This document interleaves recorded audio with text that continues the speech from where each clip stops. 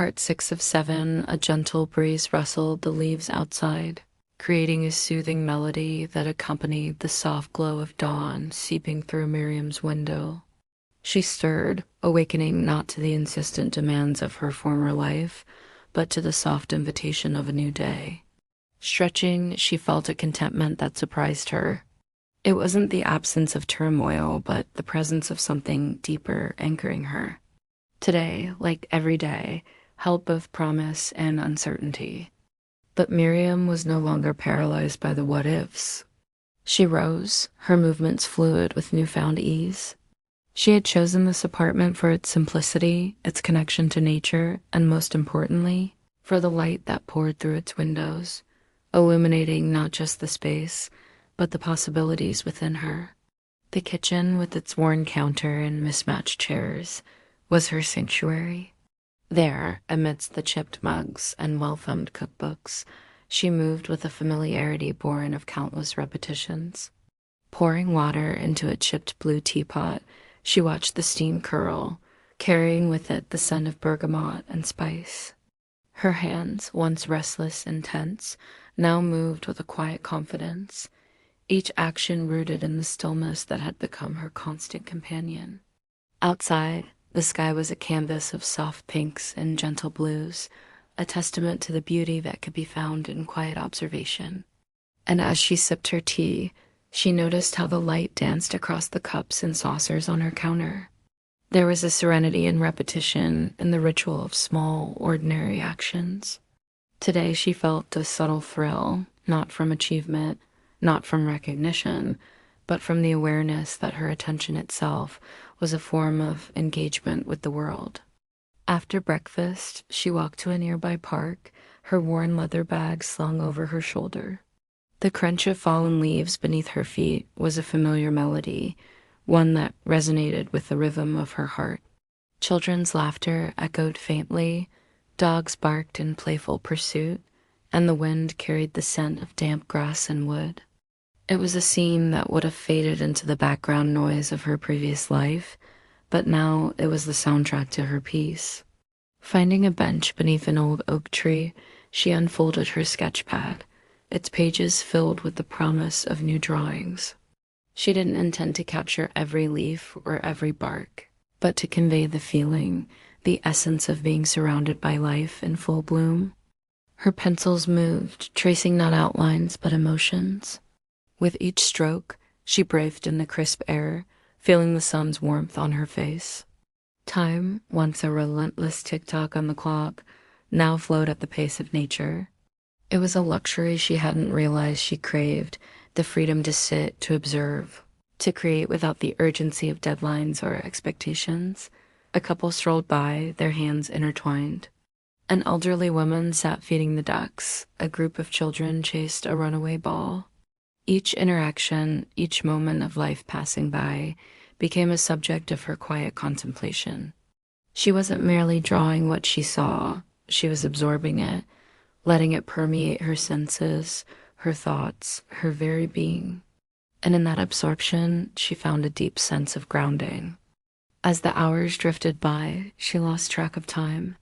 When she finally rose, it was with a gentle reluctance, like one who doesn't want to leave a cherished dream. The walk back home was a soft return to reality.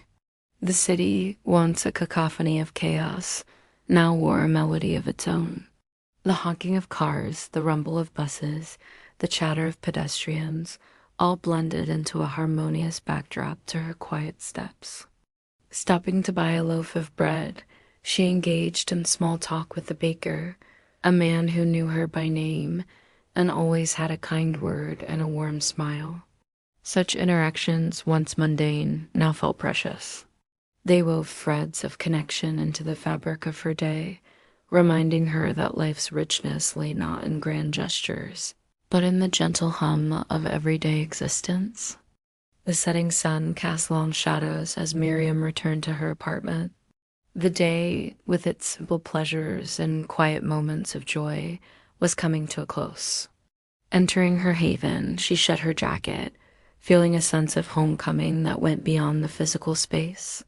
This was a place where she had chosen to build not just a life, but a sanctuary. The walls were adorned with her art, each piece a testament to a day's observations, thoughts, and dreams.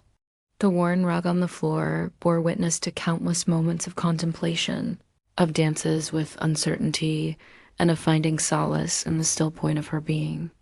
The faint scent of wood smoke from the neighbor's fireplace mingled with the aroma of her own kitchen, creating a comforting blend that enveloped her like a warm embrace. That evening, she prepared a simple dinner, the sizzle of vegetables and olive oil filling her small kitchen with savory scents.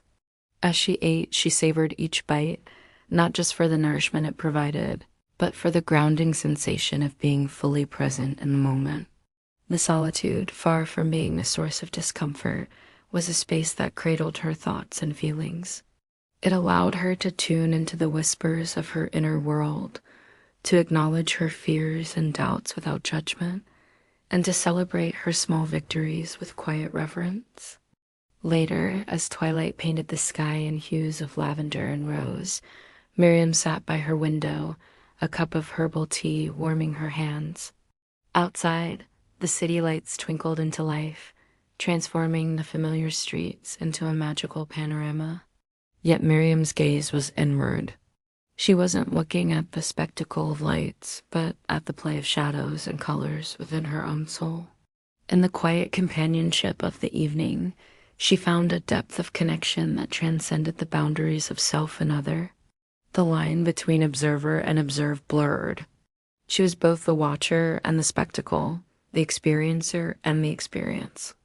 As the night deepened, she reached for her notebook, its pages waiting to capture the day's reflections. Writing became her bridge between the external world and her inner sanctum.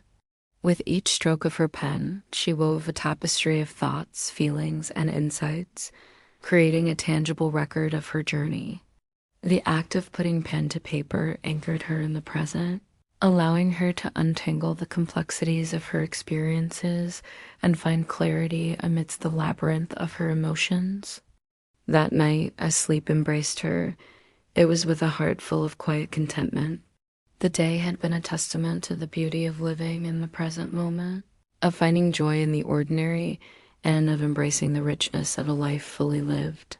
For Miriam, the search for joy had led her not to distant horizons or extraordinary circumstances, but to the gentle shores of her own being.